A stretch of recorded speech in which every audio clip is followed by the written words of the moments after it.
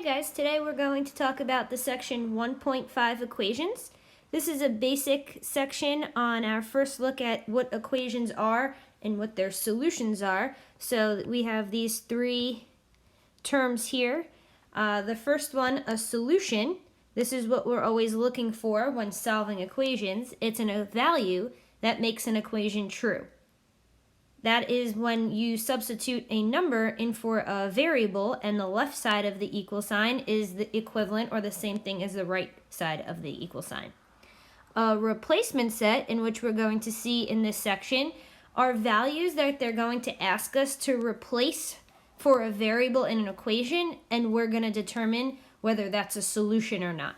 Not all values in the replacement set will be a solution, but we're finding the ones that are.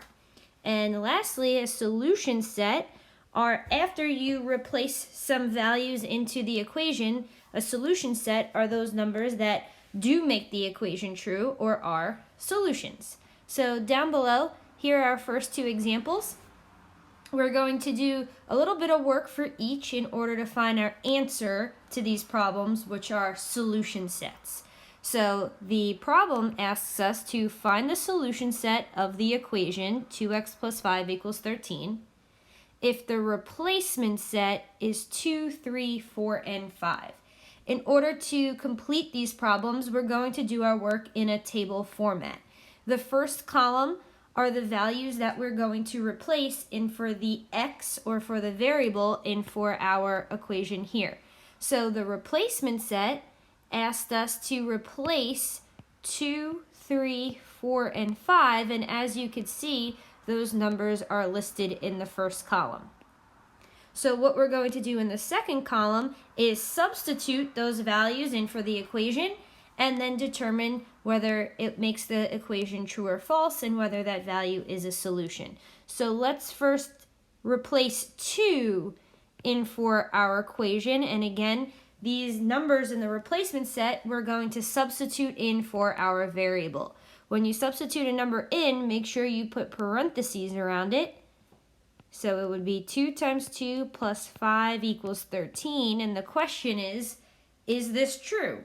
Does 2 times 2 plus 5 equal 13? Well, let's do a little bit of work to just simplify the left side. 2 times 2 is 4 plus 5 equals 13. Does 4 plus 5 equal 13? No, it does not. So in our last column here, we're going to put false. Since we substituted x equals 2 into our equation and it did not make the equation true, or we got a false statement, then we're going to put false, and 2 will not be a part of our solution set. 2 is not a solution to that equation. Let's go ahead and move on to our next number that we're going to replace into the equation, which is 3. And we would have 2 times 3. Remember, we're replacing it in for our variable x, plus 5 equals 13. Is this true? Does 2 times 3 plus 5 equal 13? Let's just do a little bit more work to simplify the left side. 2 times 3 is going to give us 6 plus 5 equals 13. 6 plus 5 is 11. Does that equal 13? No, it doesn't. Therefore, that number is also not a solution. We did not get a true statement. Let's move on to 4 in our replacement set. 2 times 4 plus 5 equals 13. We'll simplify the left side. 2 times 4 is 8 plus 5 equals 13. Does 8 plus 5 equal 13? Yes, it does. We finally got a true statement, so we will put T, or true, into the last column, and that will, in the end, when we actually fill out our answer, 4 will be in our solution set. Let's make sure we check every number that they give us in the replacement set. However, we still have to check 5. So 2 times 5 plus 5, does that equal to 13? Well, 2 times 5 is 15 plus 5. Does that equal 13? No, 15 plus 5 is 20, so that does not work. This whole table we just filled out is the work to show and to do for the problem. The answer that we're looking for, remember in our directions it says to find the solution set. So the answer down below says solution set, and we write this in a very specific notation. Our variable is x, so we would say x equals, and we're going to use these squiggly brackets here to show that it's a set of numbers that are solutions to the equation. In this case, we only have one value in the replacement set that made the equation true, and that would be the number 4. So our answer would be x equals 4 in the solution set brackets. All right, so it's very important that A, we show our work in the table, and B, that we actually answer the question by then showing the solution set. Let's check out the problem below. And the new replacement set here is 0, 1, 2, and 3. Notice that the table's all set up for us where the replacement set is in the first column. We will substitute those values in for m this time. M is our variable. We're going to find which one or two of those numbers will solve that equation. So let's substitute in 0 first. 8 times 0 minus 7 equals 17. Is that a true statement? Well, let's simplify a little more. 8 times 0 is 0 minus 7. Does that equal to 17? No, it doesn't. That gives us a false statement. Let's go ahead and do the next replacement number, which is 1. 8 times 1 minus 7 equals 17. 8 times 1 is 8.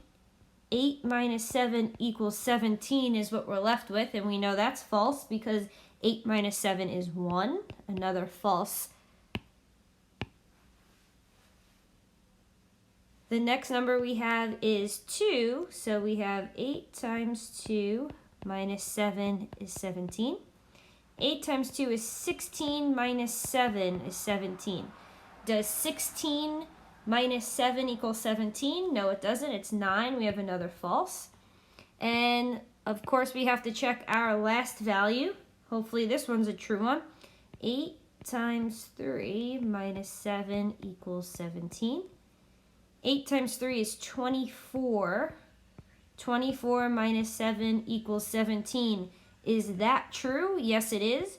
We finally found a value that would be a part of our solution set, or a number that makes that equation true. The left side would equal the right side. 17 does equal 17.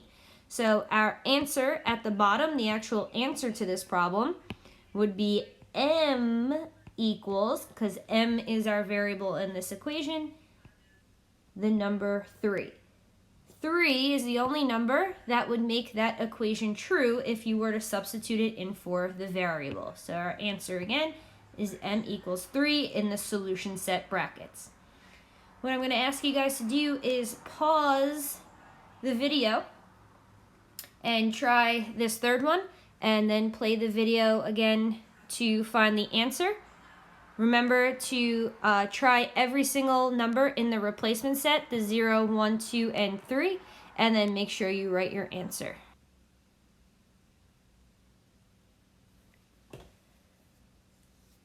Alright, so here is your answer for the third problem. You would to substitute 0, 1, 2, and 3 into our equation. This should actually be D. That's a little typo because our variable in the equation is D. And let's go ahead and simplify. I'll go over the work with you. 28 equals, we're going to be using the order of operations here, right? So parentheses, we would do the multiplication. So we have 4 times 1 plus 0, or 28 equals 4 times 1. That's not true, that's false. That's why that one didn't work out. Let's try the next one. 28 equals 4 times 1 plus 3, or 28 equals 4 times 4. 4 times 4 is 16. That doesn't equal 28, so that's false. This next one you should have done should have been true. So 28 equals, again, we're using the order of operations, which is why we're doing what's in the parentheses first, and specifically the multiplication. That would come before the addition. So 28 equals 4 times 7. 4 times 7 does equal 28, so that would be our true value. And lastly, when we substitute 3, we should get 28 equals 4 times 1 plus 9, which would be 4 times 10, which would give us 40, not 28, which is why we got false. Please make sure you actually write your answer. Everything in the table is actually the work to this problem, replacing all the numbers in for the variable, showing if it's true or false. And our answer here is the solution set with the true value you found. So far in our notes here, we've only gotten one answer or one solution in the solution set. This is an example where we might have more than one. So just like the previous 3 problems, let's go ahead and substitute our replacement set 0, 1, 2, and 3 into the equation to see which of those are going to be part of our solution set or which of those will be make the equation true or false. So let's substitute 0 in. Now in this case, there are actually 2 variables. So we're not only going to plug it into one, but we're going to plug it into both. When we substitute a value in for a variable, let's make sure we always put parentheses around the number. So we have 0 squared minus 2 times 0 equals 0. Let's go ahead and simplify. 0 squared is referring to 0 times itself, so that's 0, minus 2 times 0 is 0 equals to 0.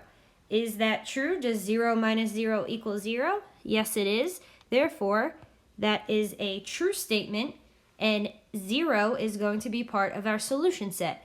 However, we always want to continue on because there might be more than one solution or one answer. So let's now substitute in 1 squared minus 2 times 1. Again, we have 2 variables now. The x appears twice, so we substitute our replacement set number into the equation twice. Let's simplify it. 1 squared is 1 minus 2 times 1 is 2 equals to 0.